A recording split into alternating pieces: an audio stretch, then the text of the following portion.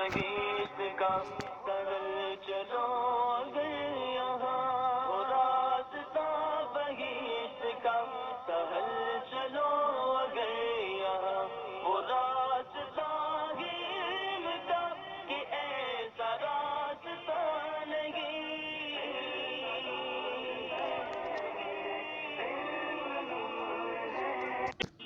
بسم اللہ الرحمن الرحیم. الحمد للہ عز وجل. ہم تعمیر قواعد حصہ دوم پڑھ رہے ہیں. ہم تعمیر قواعد سے مرکب کے تعلق سے پڑھ رہے تھے. مرکب کسے کہتے ہیں؟ دو یا دو سے زیادہ کلموں کا مجموعہ مرکب کہلاتا ہے.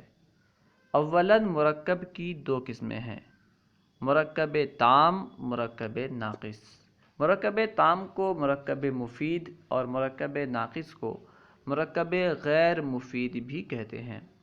مرکب تام یا مرکب مفید اس مرکب کو کہتے ہیں جس سے سننے والے کو، مخاطب کو پورا فائدہ حاصل ہو. جیسے زید کھا رہا ہے، بکر سو رہا ہے، خالد لمبا ہے.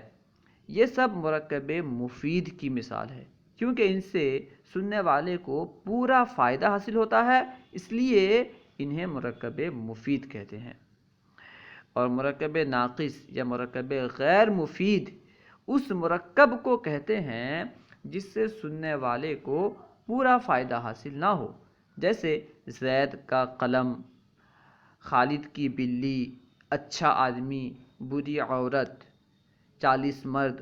یہ سب مرکب ناقص یا مرکب غیر مفید کی مثال ہے کیونکہ ان سے سننے والے کو پورا فائدہ نہیں ملتا، جس کی وجہ سے انہیں مرکب غیر مفید کہتے ہیں. مرکب غیر مفید کی کئی قسمیں ہیں. آج ہم انشاءاللہ عز و جل مرکب غیر مفید کی ایک قسم یعنی مرکب وصفی کے تعلق سے پڑھیں گے. مرکب وصفی کو مرکب توصیفی بھی کہتے ہیں، جو کہ موصوف صفت کا مجموعہ ہوتا ہے. ٹھیک ہے، موصوف کسے کہتے ہیں، صفت کسے کہتے ہیں، انشاءاللہ سب بیان ہوگا. آسانی کے ساتھ اتنا یاد رکھیں کہ جس چیز کی اچھائی، برائی یا کیفیت بیان کی جائے اسے موصوف، اور جس لفظ کے ذریعے سے کسی چیز کی اچھائی، برائی یا کیفیت بیان کی جائے اسے صفت کہتے ہیں. ٹھیک ہے، جس لفظ کے ذریعے سے کسی کی اچھائی، برائی یا کیفیت بیان کی جائے اسے صفت، اور جس کی اچھائی، برائی یا کیفیت بیان کی جائے اسے موصوف کہتے ہیں. یہ آسان تعریف ہے، اسے یاد رکھ لیں. انشاءاللہ عز و جل آگے یہ تعریف بہت کام آئے گی.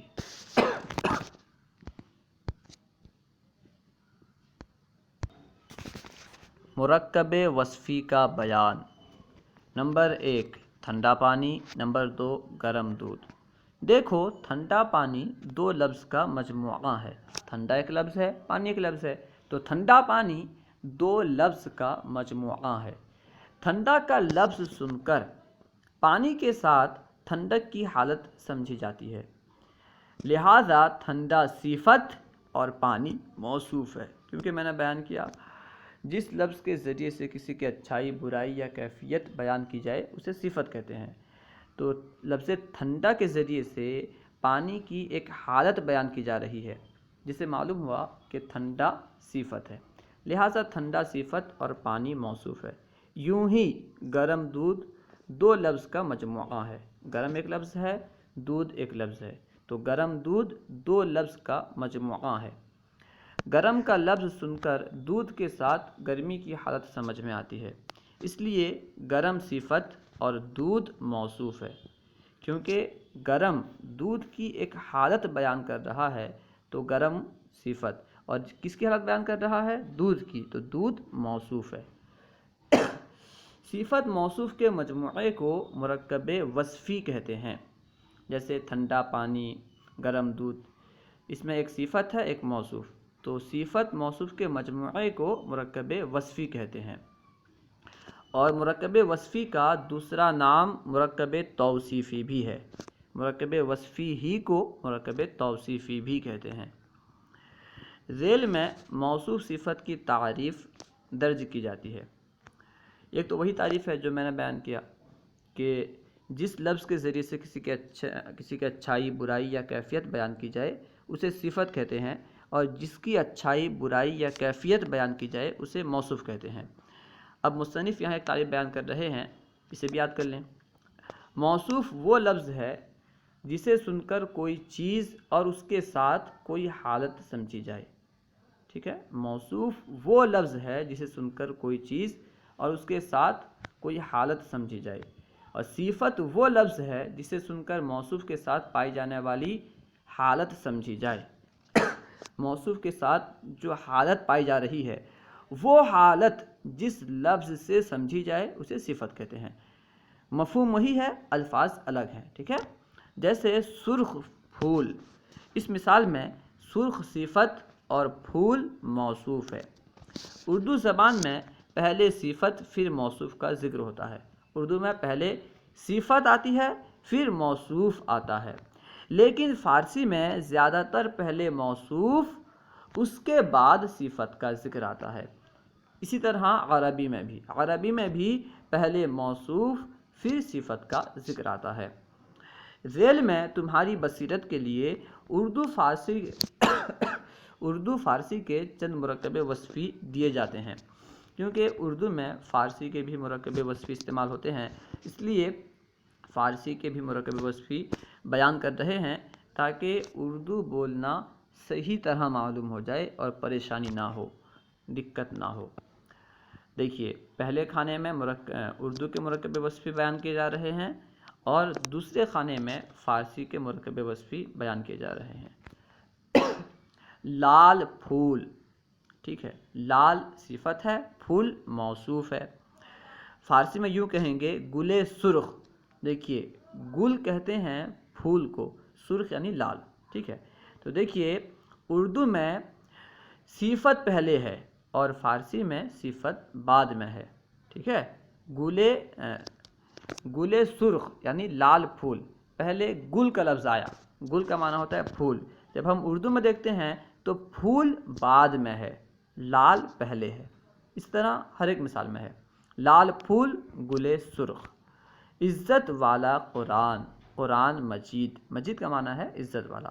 تو اردو میں عزت والا پہلے آ رہا ہے جبکہ فارسی میں مجید بعد میں آ رہا ہے، کیونکہ اردو میں صفت پہلے آتی ہے اور فارسی میں صفت بعد میں آتی ہے۔ ٹھنڈا پانی، آب سرد۔ ٹھنڈا کے لیے فارسی میں سرد استعمال ہوتا ہے، سرد یعنی ٹھنڈا۔ آب سرد، ٹھنڈا پانی۔ اس کے بعد ہے گندا پانی، آب پلید۔ گندا کے لیے پلید استعمال ہوتا ہے۔ گندا پانی، آب پلید۔ گرم روٹی، روٹی کے لیے نان استعمال ہوتا ہے، گرم کے لیے گرم۔ گرم روٹی، نان گرم۔ سرخ قلم، قلم کے لیے قلم، سرخ کے لیے سرخ۔ سرخ قلم، فارسی میں کہیں گے قلم سرخ، سرخ قلم، قلم سرخ۔ بہت بڑا فریاد رس، غوث اعظم۔ غوث کا معنی ہے فریاد رس، مدد کرنے والا، فریاد کو پہنچنے والا، اور اعظم کا معنی بہت بڑا۔ بہت بڑا فریاد رس، غوث اعظم۔ بہت بڑا وزیر، وزیر اعظم۔ اس کے بعد ہے اجلا کپڑا، اجالا کپڑا یعنی جامہ سفید، اجالا کپڑا، جامہ سفید۔ کالی آنکھ، چشم سیاہ۔ کالی آنکھ، چشم سیاہ۔ آنکھ کے لیے فارسی میں چشم استعمال ہوتا ہے، کالی آنکھ، چشم سیاہ۔ پیلا چہرہ، روئے زرد۔ چوڑا راستہ، راہ فراخ۔ چوڑا کے لیے فراخ استعمال ہوتا ہے۔ یہ جو یہاں پہ مرکب وصفی ذکر کیے گئے ہیں انہیں زبانی یاد کر لیں تاکہ آپ جب اردو بولیں یا پھر اردو میں کہیں بھی اس طرح کے الفاظ استعمال ہوں تو سمجھنے میں آسانی ہو۔ چونکہ اردو زبان میں فارسی کا مرکب وصفی بھی بہت استعمال میں آتا ہے، اس لیے ہم نے نمونے کے طور پر چند فارسی مرکب وصفی لکھ دیے ہیں تاکہ تم فارسی کے موصوف صفت کی بھی پہچان رکھو کہ فارسی کی صفت پہلے آتی ہے یا بعد میں، فارسی کا موصوف پہلے آتا ہے یا بعد میں، اسے بھی آپ کو معلوم ہو جائے. ٹھیک ہے، فارسی میں پہلے موصوف بعد میں صفت، جبکہ اردو میں پہلے صفت بعد میں موصوف. ٹھیک ہے، اسے یاد رکھیں. اب دیکھیے ترکیب، مرکب وصفی کی کس طرح ترکیب کی جاتی ہے اسے بیان کر رہے ہیں. ترکیب نمبر 1، جوان مرد. جوان صفت، مرد موصوف. موصوف اپنی صفت سے مل کر مرکب وصفی ہوا. نمبر 2، بوڑھی عورت. بوڑھی صفت، عورت موصوف. موصوف اپنی صفت سے مل کر مرکب وصفی ہوا. نمبر 3، بوڑھی عورت نے کہا. بوڑھی صفت، عورت موصوف. موصوف اپنی صفت سے مل کر فاعل، نئے علامت فاعل. کہا فعل ماضی معروف. فعل اپنے فاعل سے مل کر جملہ فعلیہ خبریہ ہوا. نمبر 4، تم ٹھنڈا شربت پیو. اس میں تم فاعل، ٹھنڈا صفت، شربت موصوف. موصوف اپنی صفت سے مل کر مفعول بہ. پیو فعل امر. فعل اپنے فاعل اور مفعول بہ سے مل کر جملہ فعلیہ انشائیہ ہوا. کیونکہ فعل امر ہے اس لیے انشائیہ. نمبر 5، جوان لڑکا مارا گیا. جوان صفت، لڑکا موصوف. موصوف اپنی صفت سے مل کر نائب فاعل. مارا گیا فعل مجہول. فعل اپنے فاعل نائب فاعل سے مل کر جملہ فعلیہ خبریہ ہوا. کیونکہ اس جملے میں مارنے والا کون ہے اس کا ذکر نہیں، اس لیے مارا گیا فعل مجہول ہے اور جوان لڑکا نائب فاعل. ٹھیک ہے. نمبر 6، نیک لڑکا. نیک صفت اور لڑکا موصوف. موصوف اپنی صفت سے مل کر مرکب وصفی ہوا. نمبر 7، یہ نیک لڑکا. یہ اس میں اشارہ. نیک صفت، لڑکا موصوف. موصوف اپنی صفت سے مل کر مشار الیہ. اس میں اشارہ اپنے مشار الیہ سے مل کر مرکب اشاری ہوا. نمبر 8، یہ نیک لڑکا ہوشیار ہے. یہ اس میں اشارہ. نیک صفت، لڑکا موصوف. موصوف اپنی صفت سے مل کر مشار الیہ. اس میں اشارہ اپنے مشار الیہ سے مل کر مبتدا. ہوشیار خبر ہے حرف ربط. مبتدا اپنی خبر سے مل کر جملہ اسمیہ خبریہ ہوا. نمبر 9، تیز چاقو اچھا ہے. تیز چاقو اچھا ہے، یہ مکمل جملہ ہوا. تیز صفت، چاقو موصوف. موصوف اپنی صفت سے مل کر مبتدا. اچھا خبر ہے حرف ربط. مبتدا اپنی خبر سے مل کر جملہ اسمیہ خبریہ ہوا. نمبر 10، زید گہرا دوست ہے. زید مبتدا، گہرا صفت، دوست موصوف. موصوف اپنی صفت سے مل کر خبر ہے حرف ربط. مبتدا اپنی خبر سے مل کر جملہ اسمیہ خبریہ ہوا. نمبر 11، قرآن سچا کلام ہے. قرآن مبتدا، سچا صفت، کلام موصوف. موصوف اپنی صفت سے مل کر خبر ہے حرف ربط. مبتدا اپنی خبر سے مل کر جملہ اسمیہ خبریہ ہوا. نمبر 12، اللہ پاک مالک ہے. کلمہ جلالت یعنی لفظ اللہ موصوف. پاک صفت، موصوف اپنی صفت سے مل کر مبتدا. مالک خبر ہے حرف ربط. مبتدا اپنی خبر سے مل کر جملہ اسمیہ خبریہ ہوا. نمبر 13، مہربان خدا نے نماز فرض کی. مہربان صفت، خدا موصوف. موصوف اپنی صفت سے مل کر فاعل، نئے علامت فاعل. نماز مفعول بہ. فرض کی فعل ماضی معروف. فعل اپنے فاعل اور مفعول بہ سے مل کر جملہ فعلیہ خبریہ ہوا. امید ہے کہ پوری ترکیب سمجھ میں آ گئی ہوگی. پھر بھی اگر سمجھ میں نہ آئی ہو تو آپ سوال کر سکتے ہیں. ضروری ہدایت. پیارے بچوں، اللہ تعالیٰ کی شان بہت بلند و بالا ہے. سارے جہان کی عقل اور سمجھ اس کی حقیقت معلوم کرنے سے عاجز ہے. وہ ہر چیز جانتا ہے، ہر چیز جانتا ہے، ہر چیز سنتا ہے، ہر چیز دیکھتا ہے. وہ ہمیشہ سے ہے اور ہمیشہ رہے گا. وہ کھانے، پینے، اونگنے، سونے، اٹھنے، بیٹھنے، چلنے، گھومنے سے پاک ہے، اس کا محتاج نہیں، ان تمام کاموں سے پاک ہے۔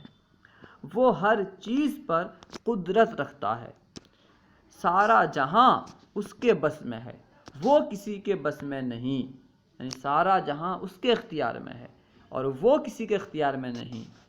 قادر ہونا، عالم ہونا، ہمیشہ سے ہونا اور ہمیشہ رہنا، سننا، دیکھنا، مہربان ہونا، ہر عیب سے پاک ہونا، زندہ رہنا، یہ سب اس کی صفتیں ہیں۔ ان کے علاوہ اس کی اور بھی صفتیں ہیں جو گنتی سے باہر ہیں۔ اللہ تعالیٰ کی بے شمار صفات ہیں۔ پیارے لڑکوں، ترکیب کی مشق نمبر 12 میں پاک کو اللہ تعالیٰ کی صفت بتایا گیا اور مشق نمبر 13 میں مہربان کو اللہ تعالیٰ کی صفت کہا گیا نا، دیکھیے اوپر مشق نمبر 13 میں کیا ہے؟ مہربان خدا نے نماز فرض کی، اس میں مہربان اللہ کی صفت ہے، اور اللہ پاک، اس میں پاک اللہ کی صفت ہے۔ اسے بیان کر رہے ہیں کہ پیارے لڑکوں، ترکیب کی مشق نمبر 12 میں پاک کو اللہ تعالیٰ کی صفت بتایا گیا اور مشق نمبر 13 میں مہربان کو اللہ تعالیٰ کی صفت کہا گیا۔ تو یہاں کہنا یہ ہے کہ اللہ تعالیٰ کی کسی صفت کو حالت نہ سمجھنا، کیونکہ حالت وہ چیز ہے جو بدلتی رہے یا بدل سکتی ہے، اور اللہ تعالیٰ کی صفت رد و بدل ہونے سے پاک ہے۔ اللہ تعالیٰ کی صفت نہیں بدلتی، اس لیے اللہ تعالیٰ کی صفت سے ایسا مستقل معنی مراد لو جو اللہ کے ساتھ ہمیشہ سے ہے اور ہمیشہ رہے گا، ٹھیک ہے؟ تو اللہ تعالیٰ کی صفت کو حالت نہیں سمجھنا ہے، بدلنے والی صفت نہیں سمجھنا ہے۔ یوں ہی قرآن شریف کی صفت کو حالت نہ سمجھنا، بلکہ وہ ایسا معنی ہے جو قرآن شریف کے ساتھ ہمیشہ پایا جاتا رہے گا، ٹھیک ہے؟